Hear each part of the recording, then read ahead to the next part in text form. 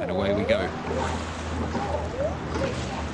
So it's Agecroft on the left and Furnivall on the right in this heat of the Club Open Cox Falls, the Britannia Challenge Cup. It's been going since 1969 and this is the first round. Yeah, this is one that I always enjoy watching. It's had a slightly reduced entry, the Britannia Challenge Cup this year. Only 18 crews applying to be a part of this prestigious trophy, narrowed down to 16 at qualifying.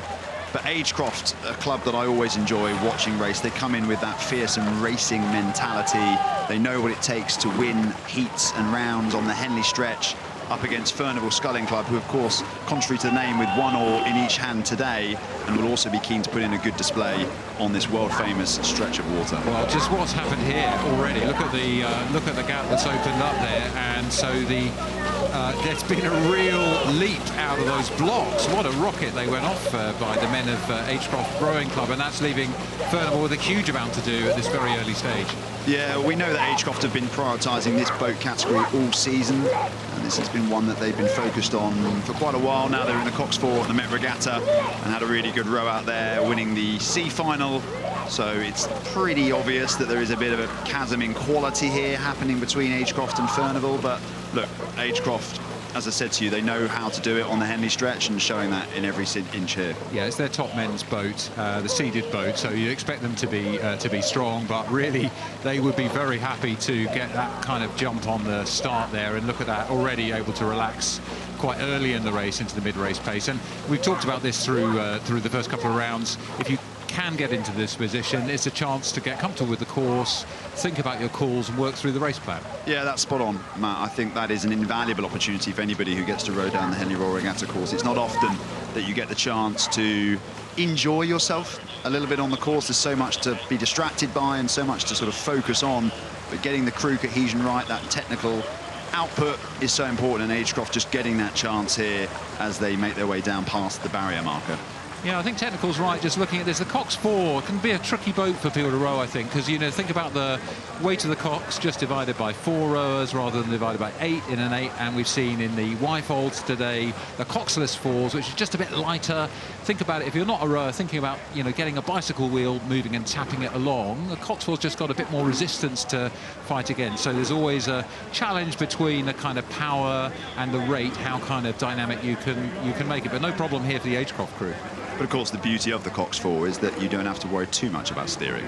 You do have somebody loaded in there in the bow seat. You can see there the head of Cox, Megan Dyke. She will be responsible for making sure the crew get down the course in one piece, straight as line as she can find, and also relaying to the crew what's happening around them. Of course, rowing's one of these unusual sports where you're sort of facing backwards, and if you are behind in a race, you can't actually see, hear, or even really feel your opposition. So the role of a Cox becomes all the more crucial. But here, Megan Dyke able to just see nothing but open water in front of her. There's a lovely clip somewhere on YouTube where we're hosting this stream as well of Hugh Laurie, Cambridge counterpart of mine many years ago, talking about the joy of rowing in that you can see the opposition as you're hurting them. You'd think a kinder word might have come from a comedian, but there is something in that. But look at the margin that they've opened up there. That's a really, really big gap. And, well, in the Furnivall crew, all you can do is just focus on going through your drills and be proud to be here on day 2 of the regatta in 2025. We've been going since 1839, so they're part of a tradition and a history, even if it's unlikely that they're going to be part of the rest of the competition in this Britannia Challenge Cup. Pride is the operative word here, Matt. I think that there should be a great deal of pride for Furnivall Sculling Club. Not a club necessarily that tend to boat too many crews at the top end of competition. They're based on the tide with that world-famous stretch of river that also hosts the Oxford-Cambridge boat race.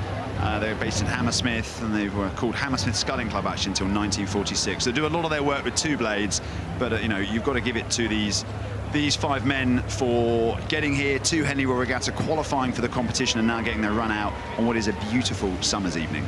We're just looking there at Megan Dyke in the Agecroft crew, just talking her through the technical work they want to focus on. It is such a great opportunity to just drill in the movements you want, keep it really simple and fluid. And like many of the 4s we've seen today, they've got those 2 crew members in the middle of the boat on the same side. Can be technically tough. I was talking about this with the Olympic gold medalist in exactly this format, Mo Speehy, yesterday. He was saying it can be technically tougher, but it allows you to sit the boat in an order that really works for the movement. Yeah, absolutely. It's not often that a crew, as I say, get this level of margin to row down the Henley course with. And so all about imbuing those technical points, but also just getting as much, I don't want to say rest, but sort of conservative energy output in the legs. I think with this multi-day knockout format that Henley Royal Regatta is, these crews will have, if they want to get to the final Agecroft, they'll have at least another 3 races to get through. So it's all about conserving energy at this stage and making sure that they're respectful of their opposition, but also able to unleash the sprint on another day. So one thing we talk about in rowing is sort of pushing the puddles away. The puddles are those swirls of water where your blade has left the river behind. They're leaving their opposition almost on the horizon now, and it's well, it's a very nice experience for them in this golden afternoon, evening sunshine as you join us for the evening session here at Henley Regatta. You're seeing a really nice performance from Agecroft, the top boat from that Manchester-based club, poling their way steadily through to the stewards enclosure. I've got to say, just walk through the enclosures, Tom. The atmosphere today is fantastic. There's music, there's crowds out still enjoying the bars, but also enjoying the brilliant rowing competition.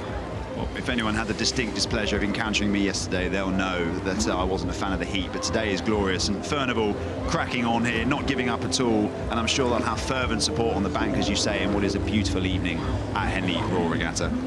Yeah, just looking back at Furnivall, we're not going to see them again, and they've got a crew made up of 21-year-old Cox Matura Katir Gamanathan in the Cox's seat, but the rest of the crew are relatively experienced. 28-year-old Bow, Malkaus Kaperia, Simon Dunkhelm, 28 at 2, at 3 Frederick Drake, 29, and Andrew Rice, the stroke there of that Furnivall crew. As we look at the face of Matura, looking down the course, looking for the finish line. She needs to keep her crew motivated.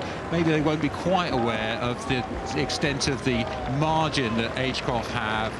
Right in the centre of the course now, happily enjoying the appreciation of the stewards enclosure crowd, all the members and the guests that they bring to enjoy this sport. Many will have raced here and be reminiscing about the victories they've had, the defeats they've had, the bombs they've forged, the history and the stories that they've written here.